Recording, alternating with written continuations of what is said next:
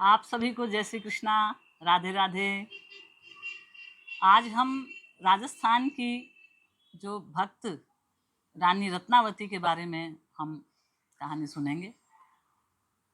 वो गुणों से इतनी भरी हुई थी, इतनी सुशील कि कोई भी उनसे मिलता वो उनका होके ही रह जाता था और उनके प्रति एक श्रद्धा का भाव उसके मन में पैदा हो जाता था। इनका स्वभाव इतना मधुर पवित्र था कि जो कोई उनसे बात करता वही उनके प्रति श्रद्धा करने लगता था। महल की दासियां उनके सद्व्यवहार से मुग्ध होकर उन्हें साक्षात जननी समझती। रत्नावती के महल में एक दासी बड़ी ही भक्तिमती थी। भगवान अपने प्रेमियों के सामने लीला प्रकाश करने में संकोच नहीं करते। एक दिन वो भाव में बैठी हुई भगवान को पुकार रही थी, हे नंदनंदन, हे ब्रजचंद्र, हे श्याम सुंदर, मेरे हृदय, हे मेरे प्राणनाथ, हे दीनानाथ। अब रानी ने उस दासी से पूछा। दासी यदा कदा पुकारती थी, हा नंद नंदन, हा ब्रजचंद्र, हे श्याम सुंदर। ऐसा करते हुए वो देह की सुधि भूल जाती थी। रानी को लगा इतनी भक्त है ये भगवान की। रानी उसकी तरफ आकर्षित होती गई और उससे बिठा के एक दिन पूछा कि तुम जिसका नाम लेती हो और मैं जो नाम सुनती हूँ उसके अंदर मुझे बहुत आकर्षण लगता है और मुझे ऐसा लगता है मुझे इनसे मिलना है और मुझे भी इनकी भक्ति करनी है। दासी ने कहा, रानी जी, हम तो दासी हैं, कुछ भी कर सकते हैं, आप रानी हैं। आप रानी तो इन चीज़ों में नहीं पड़ सकते, इनमें सब कुछ भुलाना पड़ता है। जो भगवान की तरफ बढ़ता है उसको पूरे राजपाट का त्याग करना पड़ता है मन से, तो आपसे ये सब नहीं होगा। दासी ने खूब टालने की कोशिश की लेकिन रानी बहुत पीछे पड़ गई। तब एक दिन उसने कहा, महारानी जी, आप ये बात मुझसे न पूछिए। आप राजमहल के सुखों को भोगिए, क्यों वर्ष इस मार्ग में आकर दुखों को निमंत्रण देकर बुलाती हैं।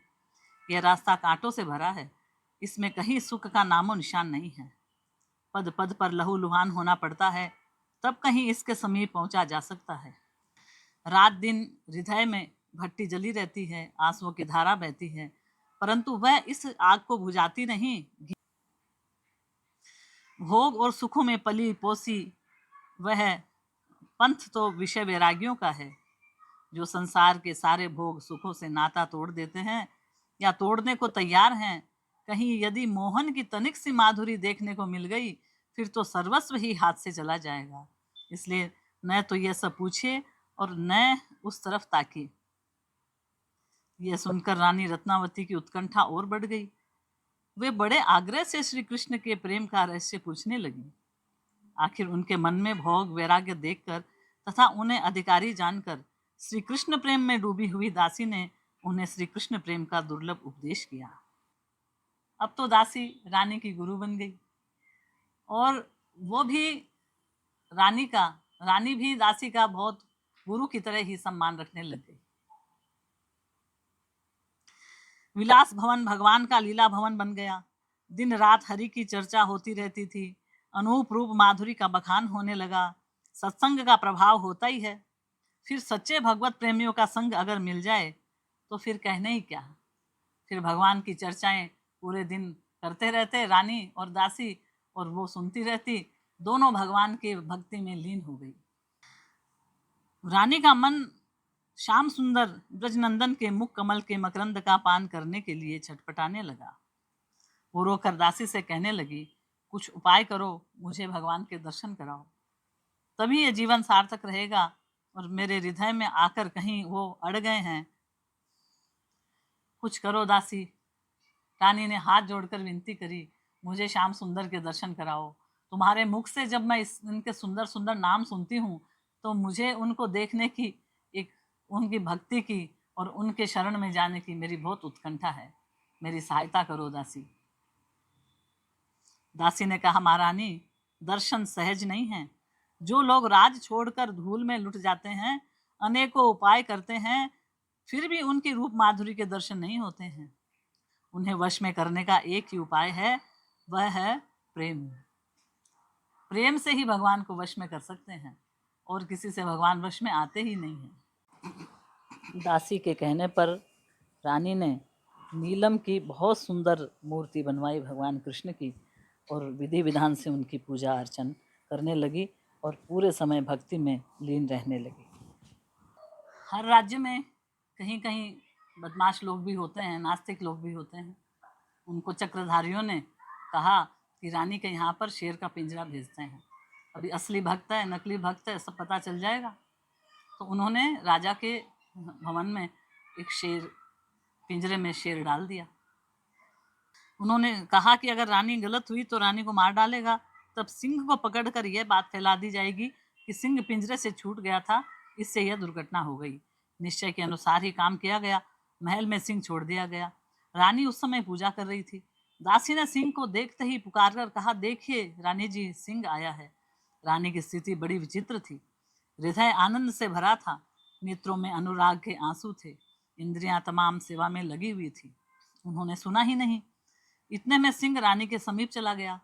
रानी जी, सिंह आ गया। रानी ने बहुत शांति से कहा, अरे नरसिंह भगवान पधारे हैं, आइए मैं इनकी पूजा कैसे करूं।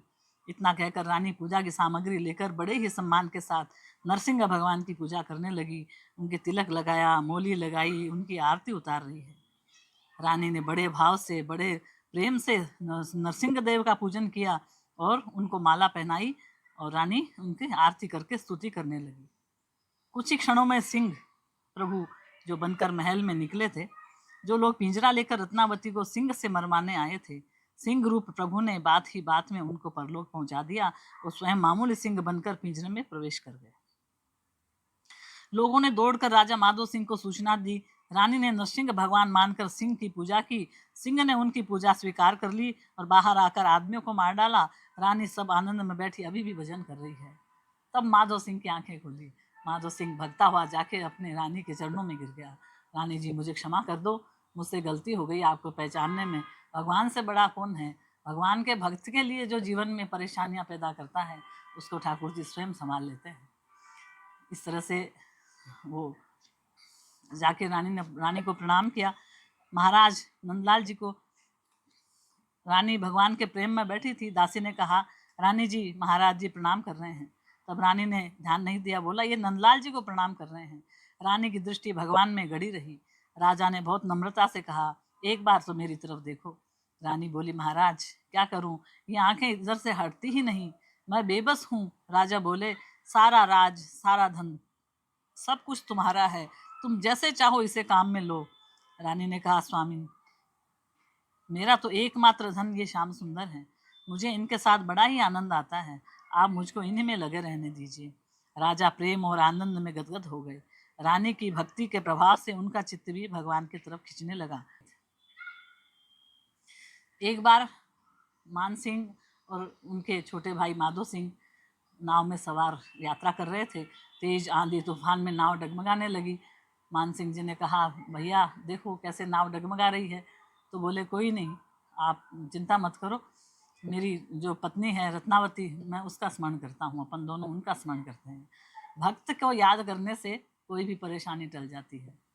हमारे प्रेमानंद जी बाबा कहते हैं कि 5 नाम आप भक्त के लेकर निकलो, और उसके बाद में आपका कहीं कोई एक्सीडेंट नहीं होगा, कहीं कोई दुर्घटना नहीं होगी। जब घर से निकलते हो, किन्हीं 5 भक्तों के नाम लेके निकलो। इस तरह से उन्होंने रत्नावती को याद किया, रत्नावती का ध्यान किया, भगवान का ध्यान किया, और वो नाव किनारे पे लग गई। दोनों भाई नया जन्म पाकर आनंद मग्न हो गए। ये तो मामूली नाव थी, नदी भी मामूली थी। भगवान के सच्चे भक्तों का आश्रय करके तो बड़े से बड़ा पापी मनुष्य भी बात ही बात में इस दुस्तर भाव सागर से तर जाता है, इस दुस्तर भाव सागर से तर जाता है। इस तरह से राजा मान सिंह गए रानी के पास में। उन्होंने भी रानी को प्रणाम किया और उन्हें जो सुविधाएं थी सब दी, और रानी भगवान का नाम लेती हुई भगवान के धाम में फिर भगवान का नाम लेती रही और कीर्तन करती रही। बोले वृंदावन बिहारी लाल की जय। जय जय श्री राधे श्याम। राधा शुक्ला सनातन संस्कृति चैनल है, इसको सब्सक्राइब करें, लाइक करें। ऐसे हम छोटी छोटी कहानियाँ भक्तों की सुनते रहेंगे। जय जय श्री राधे।